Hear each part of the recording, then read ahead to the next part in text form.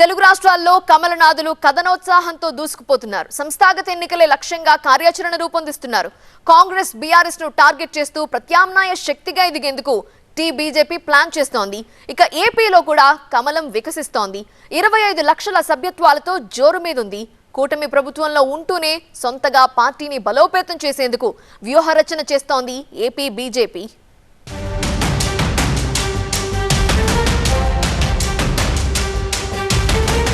తెలుగు రాష్ట్రాల్లో దూకుడు పెంచిన బీజేపీ సంస్థాగత ఎన్నికలపై ఫోకస్. కాంగ్రెస్ వైఫల్యాలపై బీజేపీ ఛార్జ్ షీట్.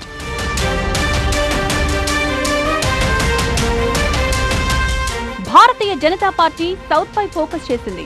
దక్షిణాది నేతలకు జాతీయ స్థాయిలో ప్రాతినిధ్యం కల్పించింది. ముఖ్యంగా తెలుగు రాష్ట్రాల్లో పార్టీ బలోపేతంపై ప్రత్యేక దృష్టి సారించింది. ఢిల్లీ నుంచి ప్రతి నెల జాతీయ నేతలను పంపించి పార్టీ పురోగతిపై ఆరా తీస్తోంది. ఇక తెలుగు రాష్ట్రాల నేతలు కూడా మునుపెన్నడూ లేని విధంగా పార్టీని బూత్ స్థాయిలోకి తీసుకువెళ్లారు. ప్రధాని నరేంద్ర మోదీని కలిశాక తెలంగాణ బీజేపీ నేతలు దూకుడు పెంచారు. పార్టీ బలోపేతమే లక్ష్యంగా కార్యాచరణ రూపొందించారు. సంస్థాగత ఎన్నికల్లో సత్తా చాటేందుకు వ్యూహరచన చేస్తున్నారు. ఇప్పటికే 35 లక్షల సభ్యత్వాలు పూర్తి చేసి శభాష్ అనిపించుకున్నారు. ఇప్పుడు రాష్ట్ర స్థాయి వర్క్షాపులు నిర్వహిస్తున్నారు. క్రియాశీల మెంబర్షిప్ పై దృష్టి సారించారు. వీలైనంత త్వరగా మండల, జిల్లా స్థాయి కమిటీలు పూర్తి చేసి డిసెంబర్ చివరి నాటికి రాష్ట్ర అధ్యక్షుణ్ణి ఎన్నుకునేందుకు సిద్ధమవుతున్నారు కమలనాథులు.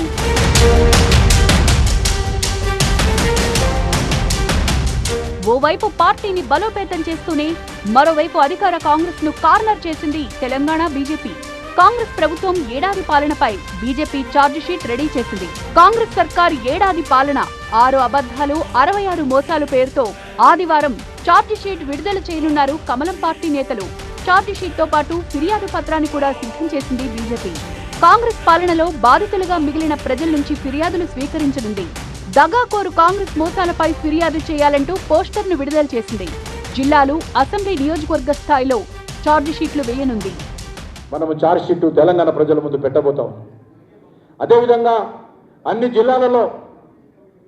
జిల్లాలలో కూడా జిల్లా స్థాయిలో, అసెంబ్లీ స్థాయిలో కూడా ఆ అసెంబ్లీలో ఏ రకమైనటువంటి హామీ కాంగ్రెస్ పార్టీ ఇచ్చింది, గత 11 నెలలుగా ఏ రకమైనటువంటి పరిపాలన చేస్తూ ఉన్నారు అనేటువంటి విషయం పైన మరి మనం కూడా ఛార్జ్ షీట్స్ అసెంబ్లీ వారిగా, జిల్లా వారిగా తయారు చేసి తెలంగాణ ప్రజల ముందు పెట్టాలి. తెలంగాణ పార్టీ బలోపేతానికి కిషన్ రెడ్డి త్రిశూల వ్యూహంతో ముందుకు వెళ్తున్నారు. పార్టీని బూత్ లెవెల్లోకి తీసుకువెళ్తూ అధికార పార్టీ ఫెయిల్యూర్స్ ను ఎండగడుతున్నారు. అదే సమయంలో బీఆర్ఎస్ ను కూడా టార్గెట్ చేశారు కిషన్ రెడ్డి. బీఆర్ఎస్ తరహాలోనే కాంగ్రెస్ పాలన ఉందన్నారు కిషన్ రెడ్డి. కాంగ్రెస్, బీఆర్ఎస్ లకు ప్రత్యామ్నాయంగా బీజేపీ ఎదుగుతుందన్నారు. పాదయాత్రల ద్వారా బీఆర్ఎస్, కాంగ్రెస్ తెలంగాణకు చేసిన అన్యాయాన్ని ప్రజలకు వివరిస్తామంటున్నారు. మరి కేసీఆర్ పోవాలని, కుటుంబ పాలన పోవాలని, కేసీఆర్ అవినీతి పోవాలని మరి ప్రజలు ఆ రోజు సంవత్సరం క్రితం జరిగినటువంటి ఎన్నికల్లో కాంగ్రెస్ పార్టీకి ఓటేస్తే కాంగ్రెస్ పార్టీ కూడా ఏ మాత్రం మరి తేడా లేకుండా టీఆర్ఎస్ ఏ రకంగా పరిపాలన చేసిందో కాంగ్రెస్ పార్టీ కూడా అదే పరిపాలన చేస్తాం. అదే రకమైనటువంటి అహంకారం, అదే రకమైనటువంటి నియంతృత్వం, అదే రకమైనటువంటి అవినీతి, అదే రకమైనటువంటి వైఫల్యాలు ఈరోజు ఈ రాష్ట్రంలో మనం చూస్తున్న విషయం మనం చూస్తా ఉన్నాం. ఆంధ్రప్రదేశ్లోనూ కమలం కొద్దిగా వికసిస్తోంది.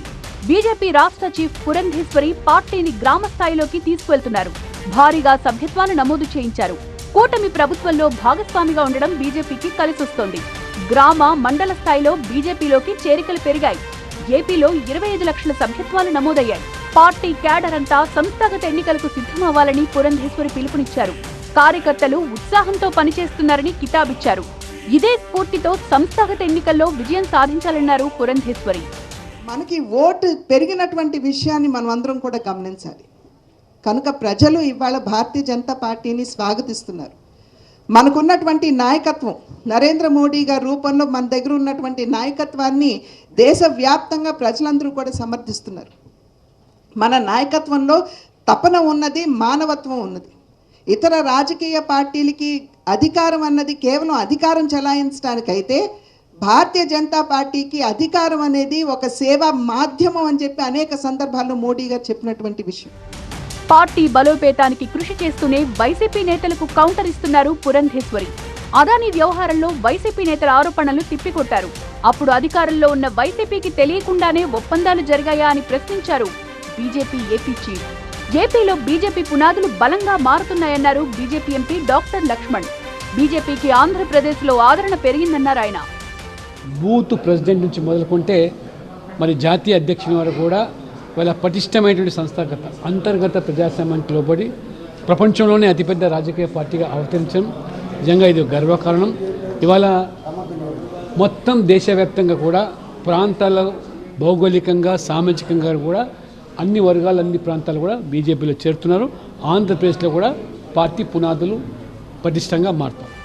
తెలంగాణలో అధికారమే లక్ష్యంగా బీజేపీ ప్రణాళికలు రచిస్తోంటే ఏపీలో ఓట్లు సీట్లు పెంచుకోవడమే లక్ష్యంగా అడుగులు వేస్తున్నారు కమలనాథులు.